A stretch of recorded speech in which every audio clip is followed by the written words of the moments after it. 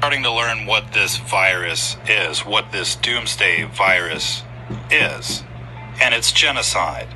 Ladies and gentlemen, these hospitals that they built are just blocks away from the crematorium. You just couldn't make this stuff up. We're getting reports of all sorts of fire activity via satellites from over there.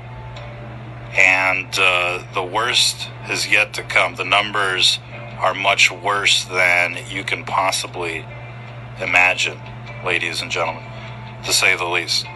And we're learning that the U.S. is now building 20 quarantine zones in various cities across America. We'll get into that. And of course, all of this is backed up with the mainstream media links on our website, stfnreport.com. Never miss out on the latest news throughout the day at stfnreport.com. Here's the map of these hospitals, and they put them up there like some kind of big humanitarian project, like wow, but in fact they're there to basically collect people to shuttle them off to the crematorium. And at first people were a little reticent, but now they're getting the picture. We see the bars on the windows here. We're seeing people being collected, kicking and screaming. They don't want to go to these death camps, covering as hospitals just blocks away from the crematorium. And what they've done basically is they've turned, the cities into a giant concentration camp. And even the uniforms kind of match. We'll get into some of that footage, but it's actually really scary to watch this unfold, knowing that this is coming our way, according to all of the experts. So we're going to be getting into the forecast, the numbers. Here's the crematorium. That's their thing over there. They don't have the space to bury people, so most people just go out through the crematorium. And they got these massive crematoriums already set up in town. And, inside reports are saying they're running 24 hours a day. People are working overtime and the like. You can't even imagine how many people are being, burnt right now.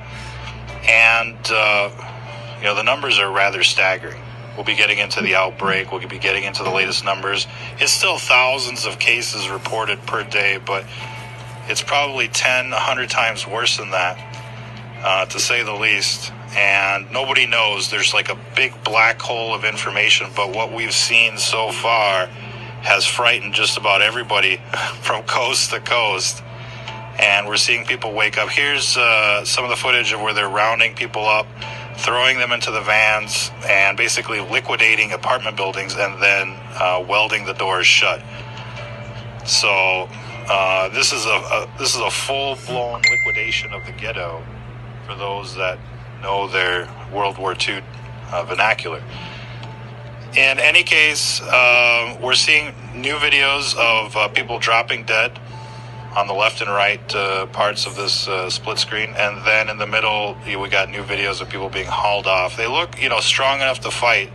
This girl, it takes 4 of them, right, to take this girl away.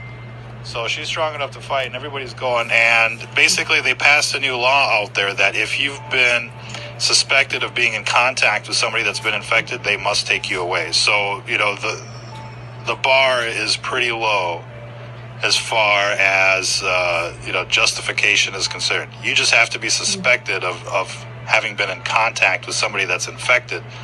So imagine we suspect a patient 0 in San Francisco. That means we should haul everybody out into the camps. You notice the red bandana, black kind of vest, black and red, just kind of like the Nazis did, unfortunately. We're seeing, pretty much the same thing. At first, it looked like an outbreak, but now, we understand. It's not Zyklon B, it's Zyklon C. They're gassing the people with virus, and then they're shipping them off to the crematorium. And so, you just have to wonder about the blowback and everything that's going to be happening after this. It's already looking super bad. Now, we're looking at the split screens of the hospitals, the ones that they showed you on television, everywhere on CNN. Look what all they're doing, that's the one in the middle, and it's got the portals and the bar cell, or the bars on the windows. But the other ones are just like these big gymnasiums where people are just gathered in. It's not an isolation ward. You don't see this really on CNN. and the body bags are everywhere. It's just like nothing anybody has ever seen before. So, you know, it's a nightmare, let's be honest. And of course, this thing may reemerge, next winter as well. So you might think your town didn't get it this year. Well, it may come back like the flu next year and get your town and start a whole different outbreak. And the thing too is that, even if the numbers are as high as people are estimating, in the hundreds of thousands of cases and tens of thousands of deaths, that's still only a very minute fraction of the people out there. There's a lot of, flesh for this virus to burn through. And that's going to be, an issue until they start finding their or selling their mandated vaccines. And who's going to want to take that thing? Come take the new vaccine that we just rushed through testing and hope it works, And, nobody wants to be the guinea pig for a new vaccine. And so it's going to be a real game changer, it looks like, for most people. I mean, this is going to change your way of life. Now you're going to be taking selfies with the face mask, and you're going to be looking cool like that with your goggles, like it's literally Mad Max. And all of a sudden, it makes me think of that dude, from that picture in the 1930s that's so out of place. And he's got the little goggles on, you know what I mean? I wonder if the virus is still out there.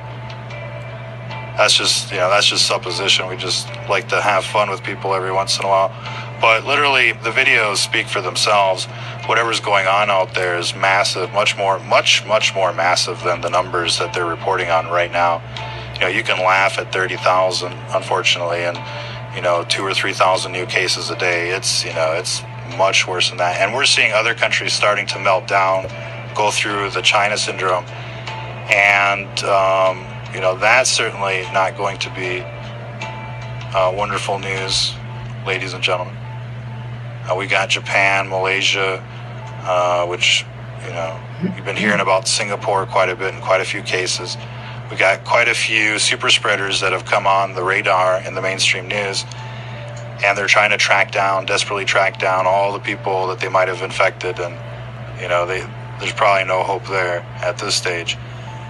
And so it would be, rather astonishing from a scientific point of view if this thing doesn't spread everywhere in the next few months. And it's hard to say, if it's going to be like a Wuhan and the like. The dynamics of an epidemic are, rather interesting. And how do you boot up an epidemic that works? I mean, that's a question you got to ask yourself. Do you get a truck like this and start spraying it everywhere? How do we know they're not spraying virus right now? I mean, you wouldn't know. You want to trust these people. We are getting reports that this, whatever it is setting buildings on fire. We've actually got videos and images of that. But, at this stage, people wouldn't really understand, where these fires are coming from. So, but... how do you boot up a virus, a worldwide, a world-ending doomsday virus, Agenda 21 virus, Georgia Guidestones virus? How do you boot one up? Basically, you need a co-sponsor. You need a country to step up and to let, a huge international